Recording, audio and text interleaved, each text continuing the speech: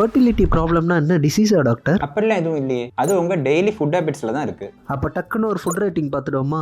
X green. எக்ஸ்ல zinc, protein, vitamin D இருக்கு. இது ஸ்பெர்ம் ப்ரொடக்ஷன் அண்ட் டெஸ்டோஸ்டெரோனுக்கு ரொம்ப நல்லா சப்போர்ட் பண்ணும். அப்போ இந்த நட்ஸு இது கிரீன் இல்லைங்க, கிரீன் ஃபாரஸ்ட். ஏன்னா ஹெல்த்தி ஃபேட்ஸ், ஒமேகா 3 இருக்கு. ஸ்பெர்ம் குவாலிட்டியை சூப்பராக இம்ப்ரூவ் பண்ணும். டிஎன்ஏ குவாலிட்டி கூட பெட்டர் ஆகும் இதனால.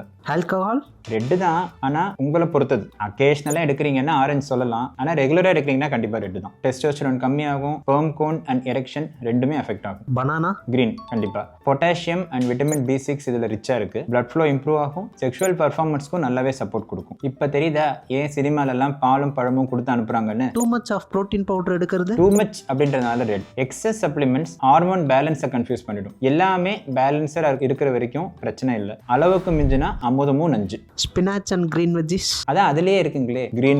இது folate, magnesium rich. Sperm and DNA ஹெல்த்துக்கு இது ரொம்ப முக்கியம். ஸோ சொல்லுங்க, நீங்க டெய்லி ரெட் ஃபுட்ஸ் அதிகமாக சாப்பிட்றீங்களா இல்லை கிரீன் ஃப்ரூட்ஸா அப்படின்ட்டு. ஃபர்டிலிட்டி ஹெல்த் பில்ஸ்ல இல்லைங்க, உங்க பிளேட்ஸ்ல தான் இருக்கு.